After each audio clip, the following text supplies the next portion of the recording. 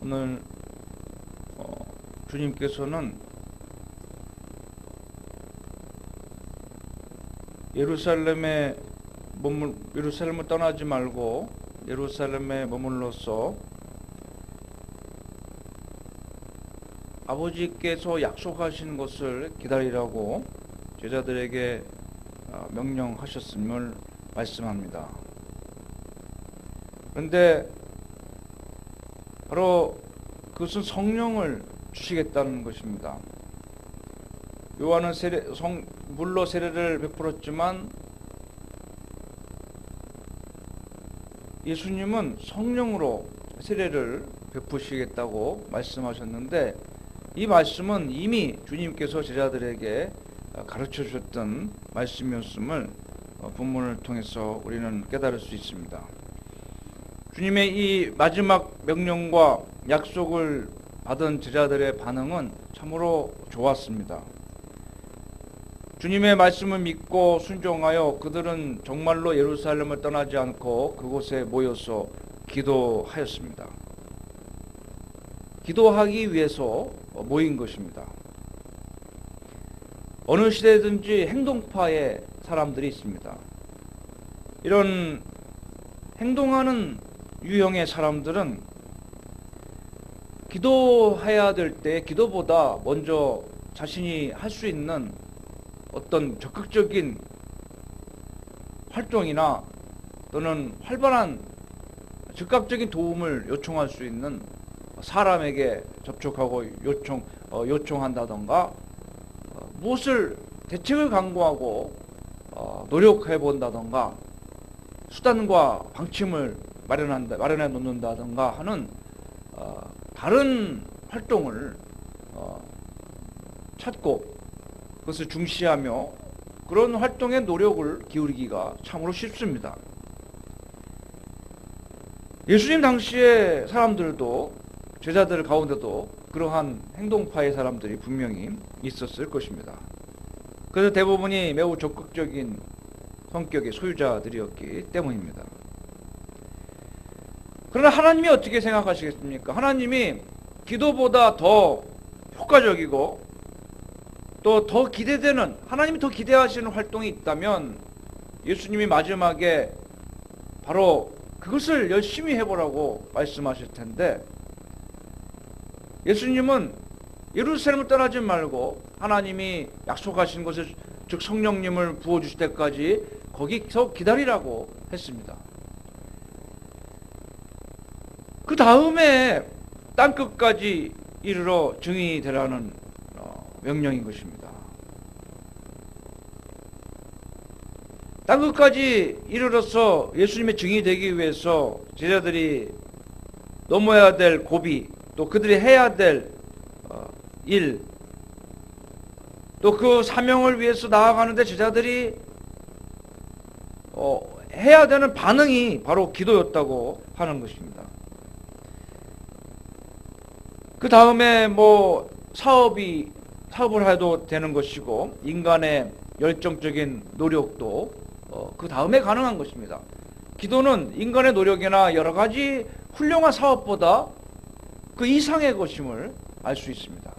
우리가 아무리 하나님께 영광 돌리고 영광 돌리는 유용한 사업이나 또 선한 사업을 힘쓴다고 하여도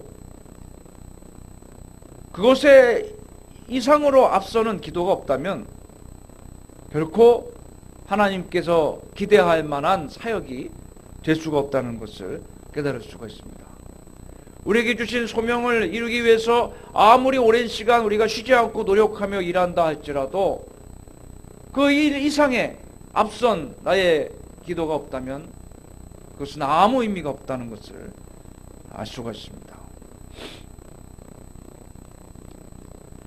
제자들은 약속된 나라가 하나님의 정하신 시간에 선물로 주신다고 예수님께 들었습니다.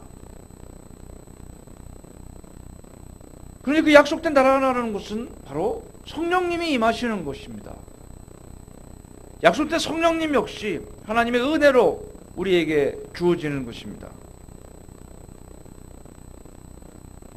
그런데 그것은 우리 열정적인 노력이 아니라 은혜로 주어지는 것이기 때문에 하나님께 오직 순종할 때 하나님이 기대하시는 그런 순서를 밟아가고 그런 모습을 보일 때 우리 가운데 하나님이 주시고자 하는 성령이 임하고 그 결과로 하나님 나라를 이루게 될 것입니다.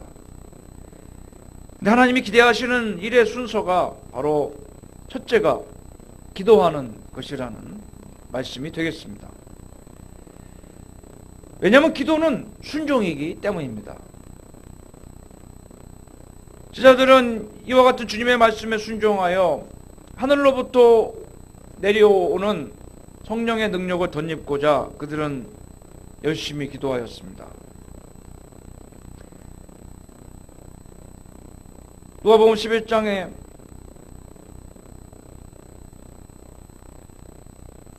주님께서 기도하면 주시고 천부께서 성령을 주시지 않겠느냐. 그리고 항상 기도하고 낭망하지 말아야 될 것을 누가복음 18장에 말씀하셨는데, 이러한 기도하면 하나님이 은혜로 선물을 주신다는 약속을 그들은 알고 있었기 때문에, 주님께로부터 배워서 누구보다 잘 알고 있었기 때문에 약속해 주신 그 나라를 위해서 그들은 모여서 기도하였던 것입니다. 기도는 교회가 신실하게 되는 신실한 교회의 두 가지 대표적인 활동입니다. 즉 하나는 흩어져 전도하는 것이고 하나는 기도하는 것입니다. 이사야 40장에도 오직 여호와를 앙망하는 자는 새 힘을 얻으리니 독수리가 날개 치며 올라감 같을 것이요 걸어가도 피곤치 아니할 것이라고 말씀합니다. 그런데 그 독수리가 날개 치며 올라감 같고 소년이 곤비하지만 피곤치 아니하는 달려가는 그런 힘이 어디서 나옵니까? 우리가 전도하고 선교할 그 힘이 어디서 나옵니까? 여호와를 앙망하는 자라고 말씀합니다. 여호와를 앙망한다는 게 무엇입니까? 그것이 바로 기도입니다. 기도는 여호와 하나님 아버지를 우리가 앙망하는 것입니다. 바라보고 하나님이 주실 선물을 기대하는 것입니다. 주님이 말씀하신 것과 똑같습니다. 성령을 주실 때까지 하나님이 약속하시는 것을 너희에게 주실 때까지 예루살렘을 떠나지 말고 기다리라 그랬어요. 그것은 바로 기도하는 겁니다. 바라보고 하나님이 주실 것을 믿고 주실 때까지 내가 하나님을 바라보며 기다리는 것이 바로 앙망하는 것이고 그것이 바로 기도라고 하는 것입니다. 그런데 기도하는 게 결코 쉽지가 않습니다. 문제는 바로 여기에 있습니다. 예수님 당시의 제자들도 정말 기도에 힘써야 될 때에도 그들이 저녁 시간에 육체적으로 피곤하고 곤비하기 때문에 기도하지 못하고 그만 주님이 3번 기도하실 동안에 다 졸고 잠자고 말았습니다. 기도하지 못한 이유가 뭡니까? 저녁 때는 하루 일과가 힘들고 지쳐서 피곤하기 때문입니다. 자야 되기 때문입니다. 새벽에는 아침에는 잠을 저녁 때 충분히 못 잤기 때문에 역시 피곤하기 때문입니다. 그리고 아침에 출근해야 되기 때문입니다. 결국은 우리가 잠에 기도를 뺏기고 피곤함에 뺏기고 그것은 내가 왜 그러면 자야 되냐? 왜 피곤하니까 기도하지 않고 자야 되느냐? 하루에 일을 잘하기 위해서요. 결국은 일 때문에 기도를 못하는 거예요. 일에 대한 노력이 앞서는 겁니다. 주님이 말씀하신 게 그거예요. 자, 전도도 중요하고 선교도 중요하고 열심히 해야 되겠지만 그보다 기도를 먼저 하라는 겁니다. 그런데 우리는 역시 반대로 한다는 거죠. 일을 잘해야 되기 때문에 일하기 위해서 컨디션 조절을 해야 되니까 잠을 자야 되고 결국 잠에 기도를 양보해 버리는 거예요. 기도를 뺏기는 겁니다. 더군다나 요즘 사람들은 지체 없이 모든 게 해결되는 속전속결의 편리한 시대에 살아가고 있습니다. 모든 것이 컴퓨터화되고 기술적으로 발달했기 때문에 무슨 어디에 가려고 해도 차를 타면 금방 가는 것이고, 저 지방에 있는 외국에 있는 사람을 만나려도 옛날 같으면 뭐 말을 타고 전가를 보내야 되는데 지금은 어때요? 전화 아니면 인터넷 간단히 해결됩니다. 편지를 써서 우체통에 넣는 노력도 필요 없어요. 카톡, 순간적으로 카톡이나 문자 메시지를 통해서 아무리 멀리 있어도 내 편지를 그 사람이 즉시 받아봅니다. 외국에 있는 친구도 즉시 받아봅니다. 시차가 달라서 그 사람이 늦게 확인해서 그렇지 즉시 확인한다는 거예요. 신기한 거예요. 저 남아프리카에 있는 친구나 저기 서부 아프리카에 있는 선교사님에게 카톡을 보내면 실시간으로 답장이 오는 거예요. 그 사람들이 그렇게 정말 천리 만리 멀리 있다고 전혀 느끼지가 않는 겁니다. 바로 내 옆에 있는 것 같이 대화가 됩니다. TV를 채널을 돌릴래도 손가락만 까딱 움직이면요, 요새는 채널이 바뀌어요. 그것도 귀찮아서 말로다가 채널을 바꾸는 것도, 그 기능도 이제는 됩니다. 자, 이러다 보니까 기다림이라는 것이 현대인들에게는 매우 부담스러운 경험이 되었습니다. 기다리는 것이 교회에 일을 하는데도 매우 힘든 일 중에 하나입니다. 그리고 기다림은 우리 그리스도인들에게 꼭 필요합니다. 내가 하나님보다 앞서지 않고 주님을 앞장 세우고 하나님이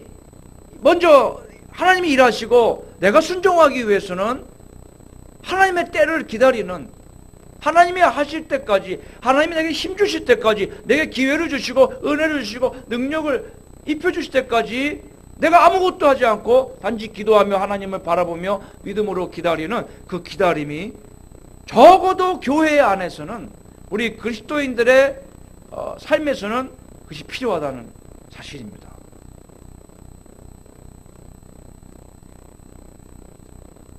세상 사람들은 그렇죠. 내가 생각 좀 해보고, 자, 그럴 때 우리 그리스도인들은 기도해보고, 기도를 좀 해봐야 되겠다, 이렇게 말을 해야 됩니다. 실제로 그리고 그 일을 위해서 기도해 보아야 되는 것입니다. 우리가 기다린다는 사실은 세상에서 실행하는 일들이 단순히 우리 자신의 노력이나 인간의 지혜로 세워놓은 프로그램 등만으로는 성취하기에는 사실 우리가 능력이 너무 부족하기 때문에 기다려야 되는 것입니다. 제자들한테 예수님이 예루살렘에 기다리라고 한 결정적인 이유가 뭡니까? 앞으로 그들이 해야 될 선교는 그들의 능력으로는 도저히 불가능한 일이었기 때문입니다. 그들이 충분히 그들이 배운 지식이나 경험이나 주님과 함께 했던 경험이나 노력이나 주님의 전도 방법론 이런 거를 그대로 배우고 습득해가지고 3년이나 따라다니면서 배웠으니까요, 그대로 하면 성공할 수 있을 것 같으면 뭐 때문에 주님이 기다리라고 했겠어요? 그게 안 되기 때문입니다. 그 일은 우리의 능력 밖에 있는 것이요, 우리 지혜에 넘어서 우리의 노력이나 능력 밖에, 선교나 전도 같은 일은 능력 밖의 일이기 때문에 능력이 입혀질 때까지, 위로부터 능력이 임할 때까지 기다리라고 한 것입니다.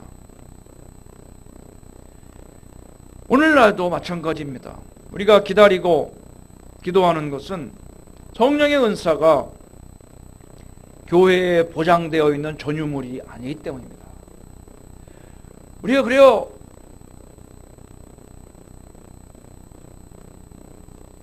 내가 목사니까, 성직을 받은 목사니까 내가 하는 일은 다 잘 될 거다, 내 자녀는, 우리 가정이 목사 가정이기 때문에, 목회자 가정이니까 자녀들은 하나님이 그냥 책임져 주실 것이다, 이런 믿음이 있었어요. 아니었습니다. 그래서 자녀를 위해서는 기도를 별로 못했어요. 나중에 못한 기도를 한꺼번에 다 하게 만들었습니다. 하나님이. 공짜가 없는 거예요. 전유물이 아닙니다. 더군다나 성령님의 은사는 우리가 모든 그리스도인들이 다 동일한 양의, 동일한 강도의, 동일한 종류의 은사를 예수 믿으면 다 받는 그런 것이 절대 아니라는 겁니다. 구하는 자가 구하는 만큼, 사모하는 만큼 그릇대로 주시는 거예요. 여러분 욕심이 나지 않으십니까? 지혜를 구하면 지혜를 주시고, 건강을 구하면 건강을 주시고, 능력을 구하면 능력을 주십니다. 구하지 않으면 못 받는 겁니다. 주식이 정해져 있지만 내가 구하지 않으면 그 분량대로 하나님이 절대 안 주신다는 거예요. 자, 분량대로 은사 주신다고 그랬어요. 그 믿음의 분량입니다. 과연 무엇입니까? 여러분 그게 뭐라고 생각하십니까? 물론 성격도 있고 그가 해야 될 사역의 크기도 있어요. 그걸 가장 결정지으는 조건이 무엇입니까? 무엇이 분량입니까? 기도의 분량이라는 거예요.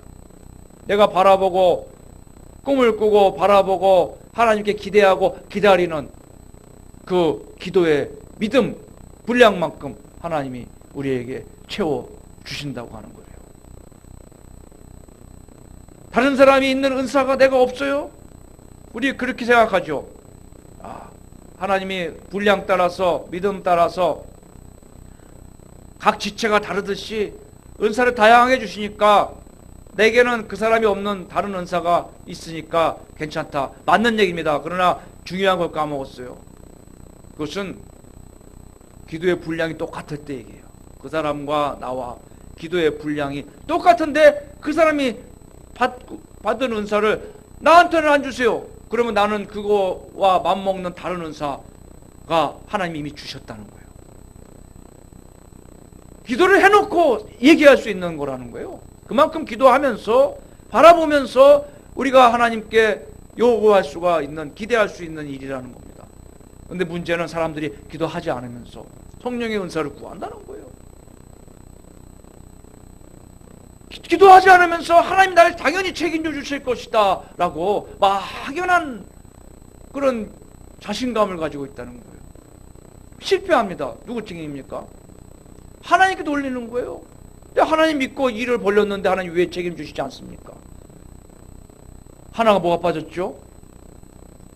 내가 하기도 전에 내가 능력을 주려고 그랬는데 받지도 않았고, 내가 도와주려고 그랬는데 네가 기다리지 않고 네 멋대로 먼저 나가지 않았느냐? 네 혼자 나가지 않았느냐? 왜 기도하지 않았느냐? 이겁니다. 기도하기가 매우 힘든 일이고, 현대 그리스도인들은 과거보다 더 바쁘고 더 여러 가지 일이 많고 스피드한 시대에 살고 있기 때문에 기다리기가 참 어려운 시대가 되었습니다. 하나님께 여쭤보기보다 사람에게 조언을 구하고 도움을 요청하기가 더 쉽고요. 모르는 것이 있으면 인터넷에 검색해서 여러 가지 방법론을 내가 알아보고 노력하기가 쉽습니다. 기도해야 될 필요성이 적어진 시대가 되었어요. 그러나 오늘 주님의 이 분부에 순종했을 때 제자들은 과거에 경험하지 못한 너무나도 놀라운 역사와 그런 부흥을 경험했듯이 오늘도 주님의 말씀에 순종하며 기도하며 능력을 구하는 그리스도인들을 통해서 하나님은 위대한 역사를 펼쳐주시고 또 우리 앞길에 하나님께서 선한 길로 늘 인도해 주실 줄로 믿습니다. 기도하겠습니다. 하나님 아버지, 두려움과 답답함과 조급함 속에서도 주님의 약속을 굳게 믿고 기도하기 위해서 예루살렘에 모여있던 제자들에게 불과 같은 성령이 임해서 세상이 감당치 못할 놀라운 역사와 기적을 그들을 통해서 이루셨던 하나님, 또 오늘 우리들을 통해서 이루기를 원하시는 하나님, 우리가 늘 기도하며 주님 뜻을 받드는 그리스도의 종들이 되게 하여 주시옵소서. 예수님의 이름으로 기도하옵나이다. 아멘.